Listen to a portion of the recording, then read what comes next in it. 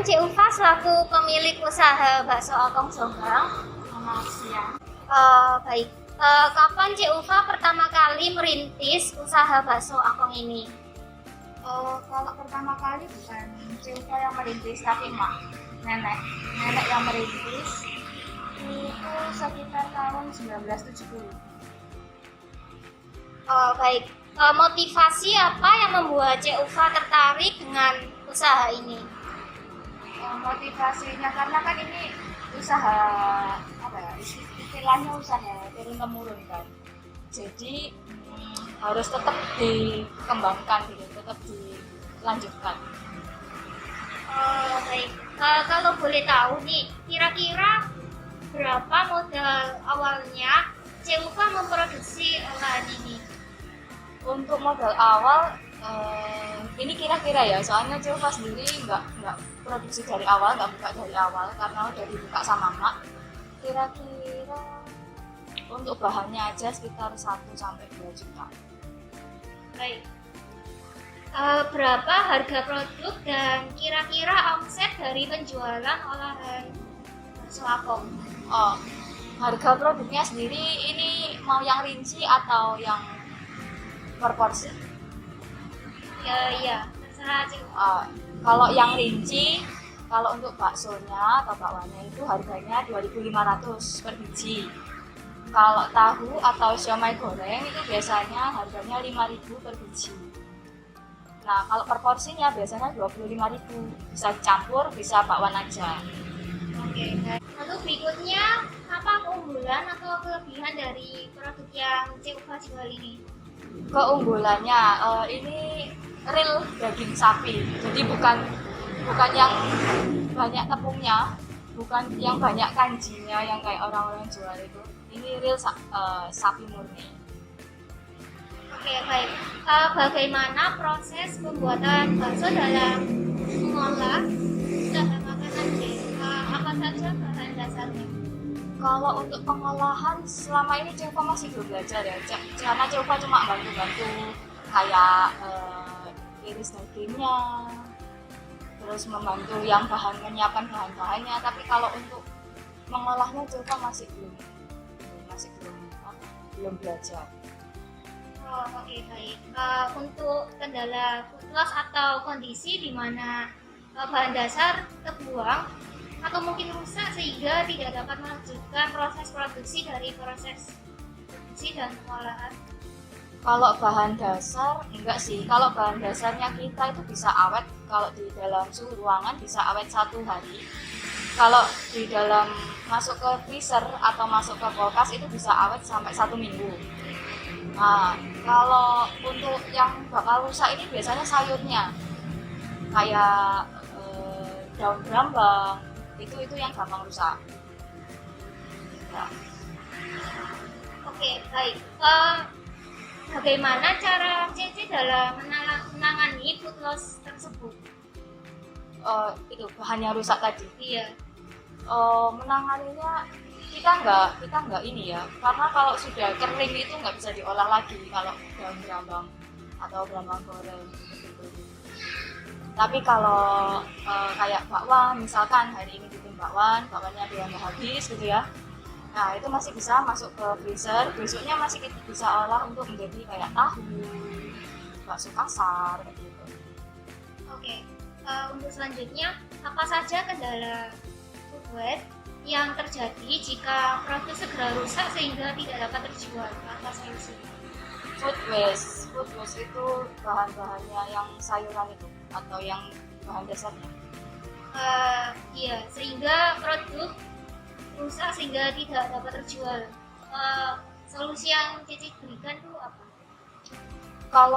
Kalau rusak itu ya terpaksa kita rugi ya. Kalau rusak terpaksa kita rugi. Kalau misalkan kayak sayuran, daun brambang yang terbuang yang nggak bisa dipakai itu ya udah kita ikhlaskan, itu rugi kan. Kalau untuk yang dagingnya itu minim sekali untuk rusak, kecuali kalau yang waktu kita beli kita nggak langsung simpan itu bisa rusak sih. Oke, baik. Lalu bagaimana bagaimana cara pengemasan yang tepat pada produk olahan bakso apung ini supaya meminimalisir food waste-nya. Pengemasan yang tepat biasanya kita antara sayur dan buah kita pisah ya, jadi biar nggak terbuang. Jadi kalau orang misalkan rumah saya jauh, ya apa caranya biar ini produknya awet sampai rumah, bukan? Nah, kita baksonya kita pisah, kemudian kuahnya kita pisah dari bakso juga, dan sayur-sayuran segala macam kita pisah dari kuah juga. Jadi itu meminimalisir kerusakan produk. Untuk berapa lama ketahanan produk dari usaha bakso apung ini? Ketahanan produk kalau untuk sayuran cuma 1 hari. Kalau untuk bakso, tahu atau gorengan dia bisa tidak di kulkas 1 hari bisa tahan. Tapi kalau di dalam kulkas itu 3 hari. Kalau dimasukkan ke freezer itu dia bisa tahan 1 minggu. Kita nggak pakai pengawet atau apa. Jadi murni alami, ketahanannya alami, hanya saja dibekukan. Baik. Untuk selanjutnya, apakah dalam usaha bakso ini menerapkan sistem recycle atau pemanfaat sampah menjadi olahan lainnya jika dapat? Jika ada, bisa dijelaskan prosesnya. Kalau untuk pemanfaatan recycle nggak ada sih. Kalau sayurannya nggak bisa. Baik, untuk selanjutnya bagaimana sistem pemasaran dari usaha produk makanan ini? Untuk sistem pemasaran selama ini kalau yang dari emak kan offline ya, cuman dari mulut ke mulut. Nah kalau yang Ceuva sambil bantu, Ceuva pasarkan pakai e-worm, electronic word of mouth. Jadi pemasaran dari mulut ke mulut tapi pakai media elektronik. Kayak kita masukin ke WhatsApp, kita promoin kayak gitu. Tapi untuk masuk ke Grab atau ke GoFood masih belum sih. Oke, baik. Dan untuk yang terakhir nih, apa motivasi atau tips sehingga usahanya dapat eksis bahkan maju sampai saat ini, sehingga calon usaha muda itu dapat istilahnya mengambil pelajaran dari tips yang diberikan? Tipsnya apa ya? Untuk mempertahankan bisnis keluarga ini kan nggak gampang. Jadi kita harus waktu kita udah dikasih tugas, jadi kita harus kembangkan, kita pertahankan, kita inovasi sambil kita belajar. Kenapa kok harus belajar? Kalau kita nggak belajar, kita kan ketinggalan. Kalau ketinggalan zaman, ketinggalan teknologi, nah, usaha nggak bakal bisa maju. Baik, terima kasih Ceuva atas kesediaannya dalam wawancara kali ini.